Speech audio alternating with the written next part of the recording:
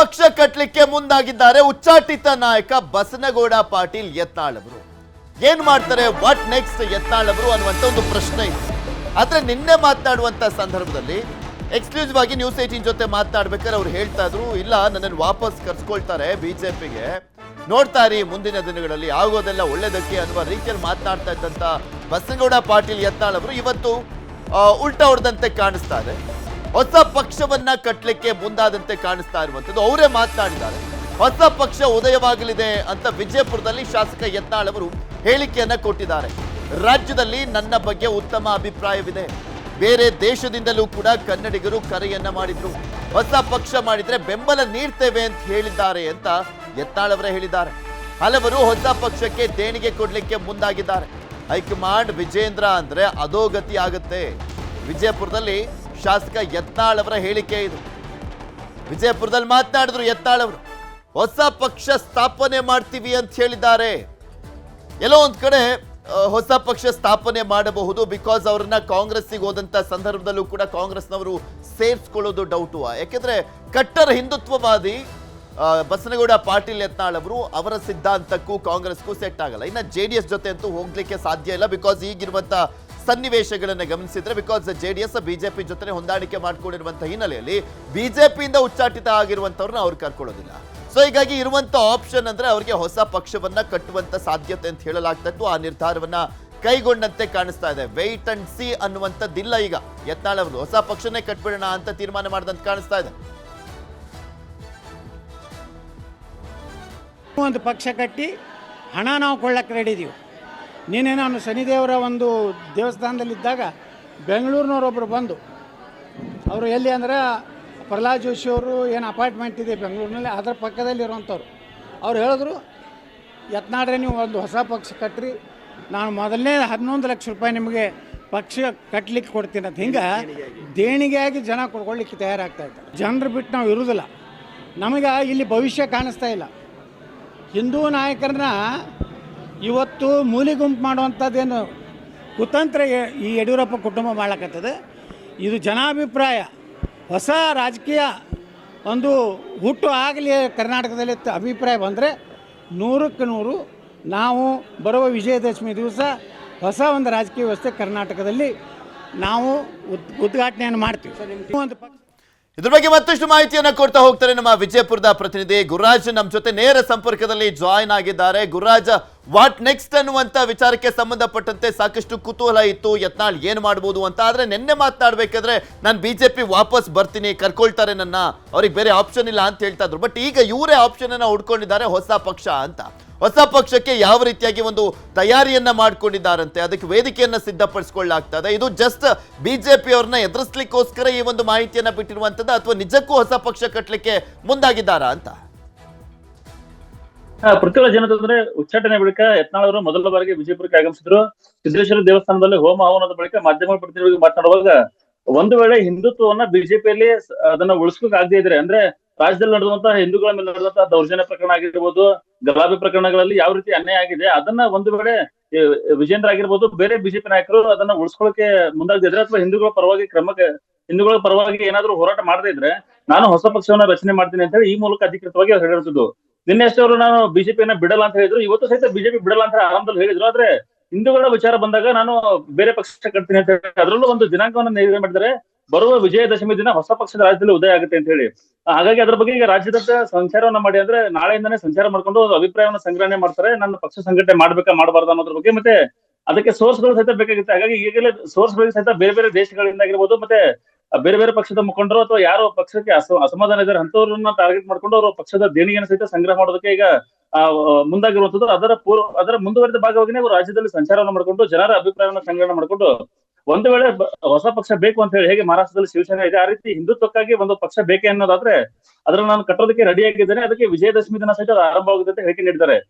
ಯತ್ನಾಳ್ ಅವರ ಈ ಹೇಳಿಕೆ ಯಾಕೆ ಬಹಳಷ್ಟು ಮಹತ್ವ ಪಡಿತು ಅಂದ್ರೆ, ಉತ್ತರ ಕರ್ನಾಟಕ ಭಾಗದಲ್ಲಿ ಈಗಾಗಲೇ KS ಈಶ್ವರಪ್ಪ ಅವರು ಒಂದು ಭಾಗ ಹೊರಗಡೆ ಇದ್ದಾರೆ. ಅವರು ಈ ರಾಯಣ್ಣ ಬ್ರಿಗೇಡ್ ರೀತಿ ಒಂದು ಬ್ರಿಗೇಡ್ ಅನ್ನ ಮಾಡ್ಕೊಂಡು ಅಲ್ಲಿ ಹೋರಾಟವನ್ನು ಮಾಡ್ತಾ ಇದ್ದಾರೆ. ಈಗ ಯತ್ನಾಳ್ ಅವರು ಸಹಿತ ಹೊರಗೆ ಬಂದಿರೋದ್ರಿಂದ ಇಬ್ರು ಹೊಂದಾಣಿಕೆ ಆದ್ರೆ ಈ ಭಾಗದಲ್ಲಿ ವರ್ಕೌಟ್ ಆಗುತ್ತೆ ಅಂತ ಹೇಳಿ. ಹೇಗೆಂದ್ರೆ ಕೆಲವು ದಿನಗಳ ಹಿಂದಷ್ಟೇ ಒಂದು ಮಾತು ಇತ್ತು, ಇಲ್ಲಿ ರಾಯಣ್ಣ ಚೆನ್ನಮ್ಮ ಬ್ರಿಗೇಡ್ ಅನ್ನ ಮಾಡ್ತಾರೆ ಅಂತ ಹೇಳಿ. ಆದ್ರೆ ಕೊನೆಗಳಿಗೆ ಅದು ಆಗಿರ್ಲಿಲ್ಲ. ಒಂದು ವೇಳೆ ಎರಡೂ ಸಮುದಾಯಕ್ಕೆ ಇಟ್ಕೊಂಡು, ಕುರುಬ ಸಮುದಾಯ ಮತ್ತೆ ಲಿಂಗಾಯತ ಪಂಚಮಸಾಲಿ ಸಮುದಾಯ ಜೊತೆಗೆ ಯತ್ನಾಳ್ ಬೇರೆ ಬೇರೆ ಸಮುದಾಯ ಸ್ವಲ್ಪ ಬೆಂಬಲ ಸಿಗ್ಬೋದು. ಹಾಗಾಗಿ ಈ ಎರಡೂ ಸಮುದಾಯಗಳು ಉತ್ತರ ಕರ್ನಾಟಕದಲ್ಲಿ ಬಹಳಷ್ಟು ಪ್ರಬಲವಾಗಿರುವಂತದ್ದು. ಒಟ್ಟು ರಾಜ್ಯದ 124 ಮತಕ್ಷೇತ್ರಗಳಲ್ಲಿ ಸುಮಾರು 120 ಮತಕ್ಷೇತ್ರಗಳು ಉತ್ತರ ಕರ್ನಾಟಕದಲ್ಲೇ ಬರ್ತವೆ. ಹಳೆ ಮೈಸೂರು, ಹೈದರಾಬಾದ್ ಕರ್ನಾಟಕ ಮತ್ತೆ ಕಲ್ಯಾಣ ಕರ್ನಾಟಕ ಸೇರಿ. ಸೊ ಹೀಗಾಗಿ ಇಷ್ಟು ಭಾಗದಲ್ಲಿ 120 ಕ್ಷೇತ್ರಗಳ ಪೈಕಿ ಸುಮಾರು 40ರಿಂದ 50 ಕ್ಷೇತ್ರಗಳ ಸಹಿತ ಅವರು ಪ್ರಾಬಲ್ಯವನ್ನು ಹೊಂದಬಹುದು ಎರಡು ಸಮಾಜದವರು. ಅಷ್ಟು ಈ ಭಾಗದಲ್ಲಿದೆ. ಲಿಂಗಾಯತರಲ್ಲಿ ಅತಿ ಹೆಚ್ಚು ಇರುವಂತದ್ದು ಪಂಚಮಸಾಲಿ ಲಿಂಗಾಯತರು. ಹಾಗಾಗಿ ಈ ಭಾಗದಲ್ಲಿ ವರ್ಕೌಟ್ ಆಗುತ್ತೆ ಅನ್ನೋ ಕಾರಣಕ್ಕೆ ಒಂದು ವೇಳೆ ಯತ್ನಾಳ್ ಅವರು ಹೊಸ ಪಕ್ಷವನ್ನ ಸ್ಥಾಪನೆ ಮಾಡಿದ್ರಲ್ಲೇ ಖಂಡಿತ ಇದರ ಹೊಡೆತ ಬಿಜೆಪಿಗೆ ಬೀಳಿರುವಂತದ್ದು. ಪೃಥ್ವಿರಾಜ್, ಇಲ್ಲಿ ಒಂದು ಹಿನ್ನೆಲೆಯನ್ನ ನೋಡ್ತಾ ಹೋದಾದ್ರೆ ಪ್ರಮುಖವಾಗಿ ಗುರುರಾಜ್, ಒಂದು ಪ್ರಾದೇಶಿಕ ಪಕ್ಷ ಯಾರ್ಯಾರು ಮಾಡಿದ್ರು ಅಂತ ನೋಡಿದ್ರೆ ಎಲ್ಲ ತುಂಬಾ ಪ್ರಬಲವಾಗಿದ್ದಂಥವ್ರು. ಫಾರ್ ಎಕ್ಸಾಂಪಲ್, ಈಗ ನಿಜಲಿಂಗಪ್ಪ ಅವರು ಪ್ರಾದೇಶಿಕ ಪಕ್ಷ ಮಾಡಿದ್ರು, ಅದಾದ್ಮೇಲೆ ದೇವರಾಜ್ ಅರಸು ಅವರು ಕೂಡ ಪ್ರಾದೇಶಿಕ ಪಕ್ಷ ಮಾಡಿದ್ರು, ಅದಾದ್ಮೇಲೆ ರಾಮಕೃಷ್ಣ ಹೆಗಡೆ ಅವರು ಕೂಡ ಪ್ರಾದೇಶಿಕ ಪಕ್ಷ, ಬಂಗಾರಪ್ಪನವರು, ಯಡಿಯೂರಪ್ಪನವರು, ಈ ರೀತಿಯಾಗಿ ಸಾಕಷ್ಟು ಜನ ಮಾಡಿದ್ರು. ಆದ್ರೆ ಒಂದು ದಶಕಕ್ಕಿಂತ ಹೆಚ್ಚು ಯಾರು ಕೂಡ ಆ ಪಕ್ಷಗಳನ್ನ ಉಳಿಸ್ಕೊಳ್ಳಿಕ್ಕಾಗಿಲ್ಲ ಎಕ್ಸೆಪ್ಟ್ ದೇವೇಗೌಡರನ್ನ ಹೊರತುಪಡಿಸಿ.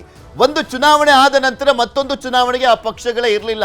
ಆದ್ರೆ ಯಾರಿಗೆ ಯಾವ ರೀತಿಯ ಬುದ್ಧಿಯನ್ನ ಕಲಿಸಬೇಕಾಗಿತ್ತು ಆ ಬುದ್ಧಿಯನ್ನ ಕಲಿಸಿದ್ರು, ಆ ಪಕ್ಷವನ್ನ ಮಕಾಡೆ ಮಲಗಿಸಿದ್ರು. ಮೋಸ್ಟ್ ಪ್ರಾಬಬಲಿ ಯತ್ನಾಳ್ ಅವರು ತಮ್ಮನ್ನ ತಾವು ಪ್ರೂವ್ ಮಾಡ್ಕೊಳ್ಳಿಕ್ಕೆ, ತನ್ನ ಶಕ್ತಿ ಏನು ಅಂತ ಪ್ರೂವ್ ಮಾಡ್ಕೊಳ್ಳಿಕ್ಕೆ ನೆಕ್ಸ್ಟ್ ಎಲೆಕ್ಷನ್ ವರೆಗೂ ಕಾಯ್ಬೇಕಾಗಿರುವಂತ ಹಿನ್ನೆಲೆಯಲ್ಲಿ ಅಟ್ಲೀಸ್ಟ್ ಬಿಜೆಪಿಗೆ ಒಂದು ಪಾಠ ಕಲಿಸಬೇಕು, ಬಿಜೆಪಿಗೆ ಉತ್ತರ ಕೊಡಬೇಕು ಅನ್ನುವಂತ ನಿಟ್ಟಿನಲ್ಲಿ ಈ ಪಕ್ಷ ರೆಡಿ ಆಗ್ತಾ ಇದೆಯಾ ಅಂತ. ಹೌದು ಪೃಥ್ವಿರಾಜ್, ಏನಂದ್ರೆ ಒಂದ್ ವೇಳೆ ಯತ್ನಾಳ್ ಅವರ ಪಕ್ಷವನ್ನ ರಚನೆ ಮಾಡಿದ್ರೆ ವಾಸ್ತವಿಕ ಇರುವಂತದ್ದು ಏನಂದ್ರೆ ಇಡೀ ಕರ್ನಾಟಕಕ್ಕೆ ಅವರ ಪಕ್ಷ ಅನ್ವಯ ಆಗೋದಿಲ್ಲ ಅನ್ನೋದು ಒಂದು ವಾಸ್ತವ. ಆದ್ರೆ ಉತ್ತರ ಕರ್ನಾಟಕದ ವಿಜಯಪುರ, ಬಾಗಲಕೋಟೆ, ಬೆಳಗಾವಿ, ಹುಬ್ಬಳ್ಳಿ, ಧಾರವಾಡ ಮತ್ತೆ ಕರಾವಳಿ ಭಾಗದ ಕೆಲವು ಭಾಗಗಳು ಯತ್ನಾಳ್ ಅವರಿಗೆ ಕೈ ಹಿಡಿಯುತ್ತೆ ಅನ್ನೋದು ಒಂದು ಆಧಾರ ಇದೆ. ಜೊತೆಗೆ ಕಲಬುರಗಿ ಜಿಲ್ಲೆಯ ಚಿಂಚೋಳಿ ಸೇರಿದಂತೆ ಈ ಕೆಲವು ಭಾಗಗಳು ಇಡೀ ರಾಜ್ಯಕ್ಕೆ ಅವರ ಪಕ್ಷ ಅನ್ವಯ ಆಗಲ್ಲ ಅಂದ್ರೆ ಈ ಭಾಗದಲ್ಲಿ ಅನ್ವಯ ಆಗುತ್ತೆ. ಈ ಭಾಗದಲ್ಲೇ ಬಿಜೆಪಿಗೆ ಬೇಸ್ ಇರುವಂತಹ ಪಕ್ಷ ಮತ್ತೆ ಹಿಂದುತ್ವ ಇರುವಂತಹ ಪಕ್ಷಗಳು. ಕರಾವಳಿ ಭಾಗ ಬಿಟ್ರೆ ಈ ಬಿಜಾಪುರ, ಬಾಗಲಕೋಟೆ, ಬೆಳಗಾವಿ ಈ ಭಾಗದಲ್ಲಿ ಹಿಂದುತ್ವದ ಅಲೆ ಇರುತ್ತದೆ. ಅಂತ ಏರಿಯಾದಲ್ಲಿ ಪಕ್ಷವನ್ನ ಯತ್ನಾಳ್ ಅವರು ಸ್ಥಾಪನೆ ಮಾಡಿದ್ರೆ ಖಂಡಿತವಾಗ್ಲೂ ಇದಕ್ಕೆ ಬಿಜೆಪಿಗೆ ಹೊಡೆತ ಬೀಳುತ್ತದೆ. ಬಿಜೆಪಿಯನ್ನ ಸೋಲಿಸೋದು ಅವ್ರ ಮುಖ್ಯ ಉದ್ದೇಶ ಆಗಿದ್ರೆ ಅದರಲ್ಲಿ ಬಹುತೇಕ ಯತ್ನಾಳ್ ಅವರು ಯಶಸ್ವಿ ಆಗ್ತಾರೆ. ತಾವೇನಾದ್ರೂ ಅಧಿಕಾರಕ್ಕೆ ಬರಬೇಕು ಅಂತ ಅನ್ನೋದಾದ್ರೆ ಅದು ಬಹಳ ಕಷ್ಟ. ಯಾಕಂದ್ರೆ ಇಡೀ ರಾಜ್ಯದಲ್ಲಿ ಅವ್ರ ಪಕ್ಷ ಅನ್ವಯ ಆಗೋದು ಬಹಳಷ್ಟು ಕಷ್ಟ. 2008ರಲ್ಲಿ ಬಿಜೆಪಿ ಅಧಿಕಾರಕ್ಕೆ ಬಂದಂತ ಸಂದರ್ಭದಲ್ಲಿ ಅಂದ್ರೆ 110 ಸ್ಥಾನವನ್ನ ಗೆದ್ದಿದ್ರು. ಆದ್ರೆ ಮೇಜರ್ ಸೀಟ್ಗಳು ಅಂತ ಗೆದ್ದಿದ್ದು ಅಂದ್ರೆ ಅವರು ಪ್ರಮುಖವಾಗಿ ಉತ್ತರ ಕರ್ನಾಟಕ ಭಾಗದಲ್ಲಿ. ಮತ್ತೆ 2018ರಲ್ಲೂ ಕೂಡ ಅತಿ ಹೆಚ್ಚಿನ ಸೀಟ್ಗಳನ್ನ ಗೆದ್ದಿದ್ರು, 105 ಸೀಟ್ಗಳನ್ನ ಗೆದ್ದಂತ ಸಂದರ್ಭದಲ್ಲೂ ಕೂಡ ದೊಡ್ಡ ಕಾಂಟ್ರಿಬ್ಯೂಷನ್ ಅನ್ನುವಂಥದ್ದು ಸಿಕ್ಕಿದ್ದು ಉತ್ತರ ಕರ್ನಾಟಕ ಭಾಗದಲ್ಲಿ.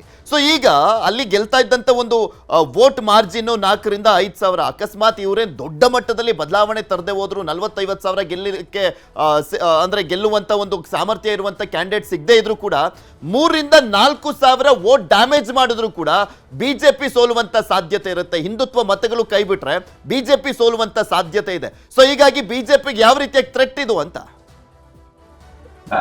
ಕರೆಕ್ಟ್. ಈ ಭಾಗದಲ್ಲಿ ಬಹಳಷ್ಟು ಇದ್ರ ಪರೋಕ್ಷವಾಗಿ ಕಾಂಗ್ರೆಸ್ಗೆ ಬೆಂಬಲ ಹೆಲ್ಪ್ ಆಗುತ್ತೆ ವಿನಃ ಬಿಜೆಪಿಗೆ ಯತ್ನಾಳ್ ಅವರು ಹೊರಗಡೆ ಹೋಗಿದ್ದು ಯಾವುದೇ ರೀತಿ ಹೆಲ್ಪ್ ಆಗೋದಿಲ್ಲ. ಉಲ್ಟಾ ಅದು ಡ್ಯಾಮೇಜ್ ಆಗುತ್ತೆ ಅನ್ನೋದು ಈಗ ಸದ್ಯಕ್ಕೆ ಪ್ರೂವ್ ಆಗ್ತಾ ಇರೋದು. ಒಂದು ಬೆಂಬಲಿಗರ ಹೋರಾಟ ನಡೀತಾ ಇದೆ, ಜೊತೆಗೆ ಹಿಂದೂ ಸಂಘಟನೆಗಳು, ಅದರಲ್ಲೂ ವಿಶೇಷವಾಗಿ ಪಂಚಮಸಾಲಿ ಸಮುದಾಯ ಈ ಎಲ್ಲವೂ ಅವರಿಗೆ ಬೆಂಬಲ ಸಿಗ್ತದ್ರಿಂದ ಅಂದ್ರೆ ಕಳೆದ 10 ವರ್ಷಗಳ ಹಿಂದೆ ಏನು ಯತ್ನಾಳ್ ಅವ್ರನ್ನ ಉಚ್ಚಾಟನೆ ಮಾಡಿದ್ರು, ಆಗಿನ ಯತ್ನಾಳೆ ಬೇರೆ ಈಗಿನ ಯತ್ನಾಳೆ ಬೇರೆ. ಜೊತೆಗೆ ಒಂದು ಬಿಜೆಪಿಗೆ ಇದರಲ್ಲಿ ಹಿನ್ನಡೆ ಏನಾಗೋದು ನಮ್ಮ ಭಾಗದಲ್ಲಿ, ಅದರಲ್ಲೂ ವಿಶೇಷವಾಗಿ ಬಿಜಾಪುರ, ಬಾಗಲಕೋಟೆ ಈ ಭಾಗದಲ್ಲಿ ಹಿನ್ನಡೆ ಆಗೋದಂದ್ರೆ ಈ ವಕಫ್ ಹೋರಾಟ ಇರ್ಬೋದು, ಬೇರೆ ಬೇರೆ ಹೋರಾಟಗಳಲ್ಲಿ ಯತ್ನಾಳ್ ಮುಂಚೂಣಿಯಲ್ಲಿ ಇರುವಂತದ್ದು. ಆ ಹೋರಾಟವನ್ನ ಮತ್ತೊಬ್ರು ಯಾವ ರೀತಿ ಮುಂದುವರಿಸ್ತಾರೆ ಅಂತ ಹೇಳಿ ಈಗ ರಾಷ್ಟ್ರ ಮಟ್ಟದಲ್ಲಿ ವಕಫ್ ಹೋರಾಟ ಸುದ್ದಿ ಆಗೋದಕ್ಕೆ ಮುಖ್ಯ ಕಾರಣ ಅದು ಯತ್ನಾಳ್ ಅವರಾಗಿರುವಂತದ್ದು. ಆದ್ರೆ ಜೊತೆಗೆ ಅವ್ರಿಗೆ ಹಿಂದೂ ಸಂಘಟನೆಗಳ ಬೆಂಬಲ ಇರುವುದು ಮತ್ತೆ ಹಿಂದುತ್ವದ ಕಾರ್ಯಕರ್ತರಿಗೆ ಅವರ ಆಧಾರವಾಗಿರುವಂತದ್ದು. ಅಂತವ್ರನ್ನ ಈಗ ಯಾರು ಮತ್ತೊಬ್ಬರು ಆ ಜಾಗದಲ್ಲಿ ಪರ್ಯಾಯ ಬಳಸ್ತಾರೆ ಅಂತ ಹೇಳಿ ಒಂದು ಪಂಚಮಸಾಲಿ ಸಮುದಾಯದ ರಾಜ್ಯದಲ್ಲಿ ಬಹುತೇಕ ನಾಯಕರು ಇದ್ರು ಸಹಿತ ಯತ್ನಾಳ್ ಅವರಷ್ಟು ಪಾಪ್ಯುಲರ್ ಯಾವ ಪಂಚಮಸಾಲಿ ನಾಯಕರು ಇಲ್ಲ. ಜೊತೆಗೆ ಹಿಂದುತ್ವದ ಸಹಿತ ಅವರಿಗೆ ಇರೋದ್ರಿಂದ 10 ವರ್ಷದ ನಂತರ ಯತ್ನಾಳ್ ಅವರು ಬಹಳಷ್ಟು ಬದಲಾಗಿದ್ದಾರೆ. ಈ ಹಿಂದೆ ಅವರು ಉಚ್ಚಾಟನೆ ಮಾಡಿದಾಗ ಅವ್ರ ಬೆಂಬಲಕ್ಕೆ ಯಾರು ಹೇಳ್ತಾರೆ ಅಂತ ಹೇಳಿ ಅವ್ರಿಗೆ ಹೈಕಮಾಂಡ್ ಅವ್ರಿಗೂ ಸಹಿತ ಒಂದು ಅನುಮಾನ ಇತ್ತು, ಯಾರು ಹೇಳ್ತಾರಪ್ಪ ಇವರು ಅಂತ ಹೇಳಿ.